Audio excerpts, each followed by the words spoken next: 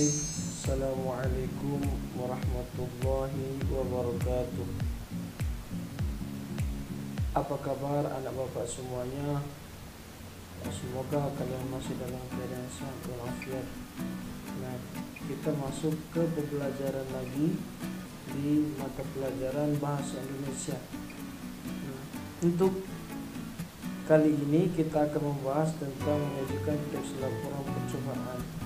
Pada pertemuan yang lalu kita sudah membahas tentang menelaah struktur dan kaidah dari teks laporan percobaan.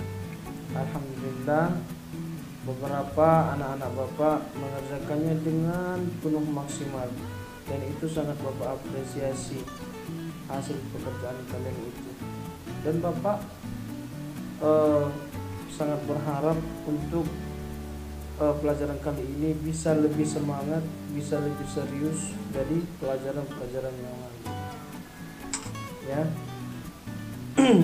Nah, sedikit motivasi untuk Ananda semua, ya. Ada salah satu hadis Rasulullah yang berbunyi, "Waman salaka tariqan yaltamisu fihi 'ilman sahhalallahu lahu bihi tariqan ilal jannah." Siapa yang menempuh jalan untuk mencari ilmu, maka Allah akan mudahkan baginya jalan menuju surga. Bagi anak-anak bapak, mari kita tetap semangat untuk belajar, karena ini termasuk ibadah. Dan insya Allah ketika kita memudahkan jalan kita dalam hidup ini, dalam hadis ini dikatakan bahwa Allah memudahkan jalan kita menuju surga. Oke, mudah-mudahan bisa termotivasi anak-anak bapak semuanya dengan hadis ini. Nah, oke, kita langsung mulai ke pembelajaran saja. Ya. Nah, pembelajaran kita pada kali ini adalah menuliskan teks laporan percobaan. Pada awalnya ketika kalian ingin membuat suatu laporan atau teks, maka yang pertama yang kalian lakukan adalah membuat eksperimen atau percobaan. Eksperimen atau percobaan ini itu biasanya dilakukan di pembelajaran sains, fisika atau kimia atau biologi. Ya. Nah, ketika kalian selesai melakukan eksperimen itu, untuk membuatnya atau menyajikannya, maka kalian perlu data atau hasil dari eksperimen kalian dalam bentuk tulisan.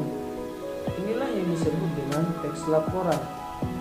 Artinya kalian menuliskan atau membuat laporan dari eksperimen yang kalian lakukan berdasarkan data dan hasil dari eksperimen atau percobaan yang kalian lakukan. Baik. Nah, kita masuk langsung ke pembahasannya.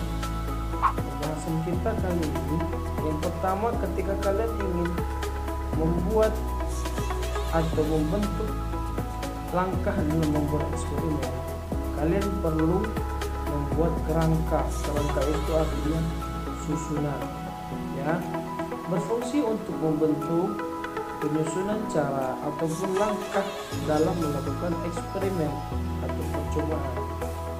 Nah, langkahnya kita lihat di sini, ya.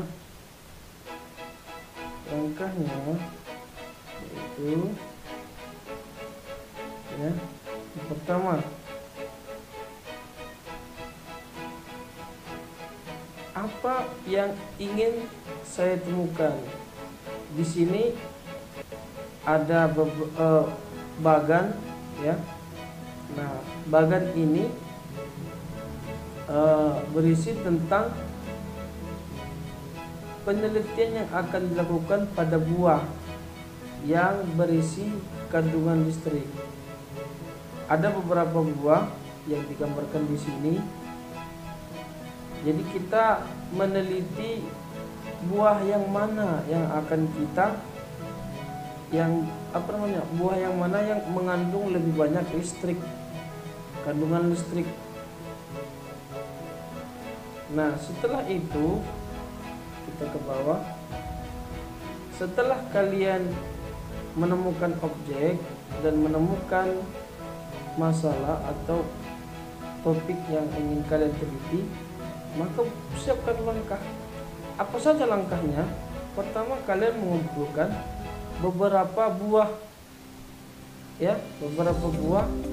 Ada buah apel, salak, jeruk, asam, atau yang lain sebagainya. Kemudian kalian hubungkan buah dengan sensor voltase, ya, dengan sensor, artinya menggunakan alat khusus dalam penelitian. Kemudian ukur voltase dan catat hasilnya. Voltase itu artinya alat untuk mengukur kandungan listrik, ya. Nah, jadi setelah kalian ukur, ya, kalau misalnya bertambah voltnya, berarti kandungan listriknya banyak. Kalau misalnya tidak naik, berarti kandungan listriknya rendah, gitu. Setelah kalian membuat langkah-langkah ini, kemudian kita lihat hasil percobaannya itu. Apa hasilnya? Ada dua di sini. Yang pertama, buah masam lebih banyak listrik atau lebih masam. Ini bisa buah jeruk, ya, buah jeruk atau buah lengkeng, misalnya buah langsat. Kemudian percobaan kedua, setelah kalian lakukan percobaan, ternyata buah yang manis itu sedikit mengandung listrik, kurang masam.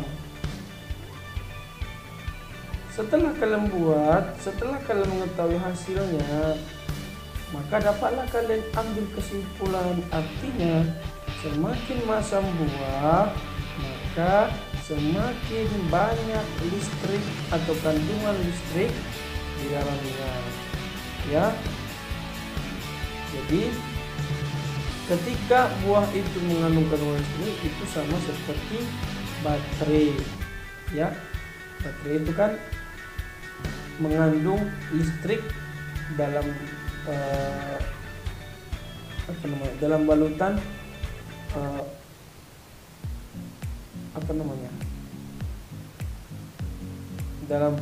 dalam balutan seng, ya, atau aluminium. Oke. Nah, ini dia kerangkanya. Jadi ketika nanti kalian bapak minta untuk menyajikan, dari sini ini caranya. Nah, jadi kalian buat hipotesisnya atau dugaan sementara, yang mana buah yang mengandung listrik, yang banyak mengandung listrik, maka ikuti langkah-langkahnya. Nah, itu tadi kerangka, ya. Sekarang kita menuju ke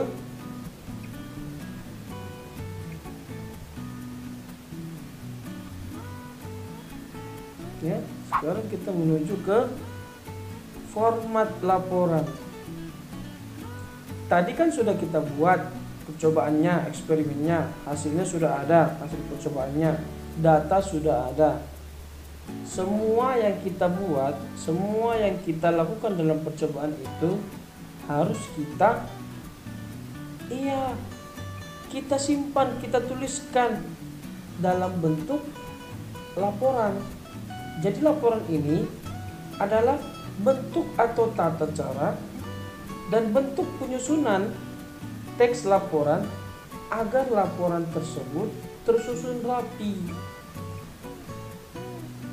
ya, supaya bisa dinikmati oleh pembaca, maka kita buat laporannya.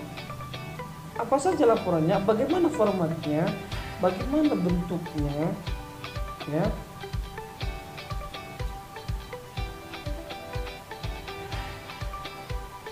Ini format yang pertama,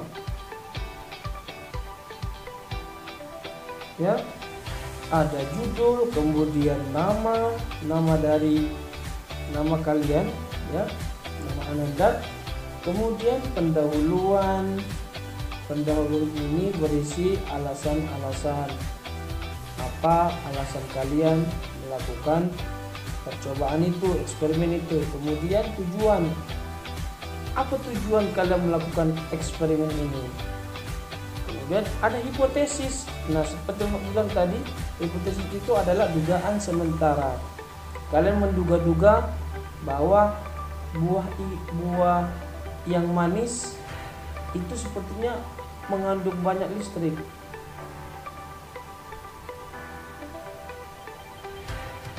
Ya. Nah, kemudian buah yang lebih masam tidak mengandung listrik. Ya. Oke. Itu bisa saja ya. Nah, kemudian ada bahan, ya, bahan dan metode. Itu metodenya metode apa? Boleh metode inquiry, boleh metode siklus. Metode siklus itu artinya kita bertahap, ada hasil pertama, hasil kedua. Kemudian data yang terkumpul dari hasil percobaan, termasuk alat dan bahan, dan hasil percobaan, kemudian kesimpulan kalian buat di situ. Nah, kemudian hasil kesimpulan dan rujukan. Rujukan ini artinya buku yang dirujuk, seperti yang tadi Bapak sampaikan. Kalian mengambil dari fisika kah, kimia kah, biologi kah, nah itu kalian buat halaman berapa, ya, atau pembahasannya tentang apa topiknya. Nah, setelah kalian selesai, buat laporannya dalam bentuk paragraf di sini, di kolom di bawah. Setelah kalian membuat percobaan itu pasti ada laporannya. Oke, itu tadi format yang pertama. Ada juga yang kedua. Jika kalian merasa sulit, ada yang kedua, yaitu, nah, ini nama, kelas, tujuan. Nah, apa alasan kalian? Kenapa kalian melakukan percobaan itu, untuk apa? Kemudian hipotesis, ya, seperti tadi hipotesis itu dugaannya, apa yang kalian harapkan. Kemudian alat dan bahan, apa saja alatnya, bahan-bahannya yang kalian buat untuk eksperimen tersebut. Nah, prosedur ini, pernah Anda pelajari di kelas 7 ketika membahas tentang teks prosedur, ya, artinya langkah-langkah dalam membuat eksperimen. Nah, dalam hal ini kita ke eksperimen, ya, bukan ke langkah-langkah membuat sesuatu. Kemudian ada data yang tadi termasuk tabel, grafik, ya, atau mungkin data pembanding.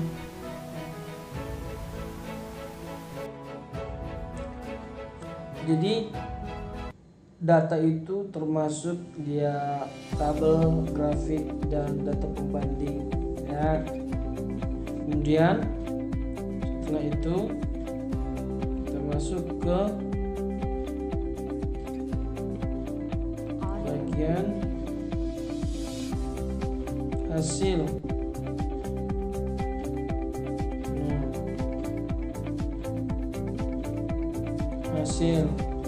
Catat semua hal yang terjadi, dan yang tidak terjadi pun kita catat juga.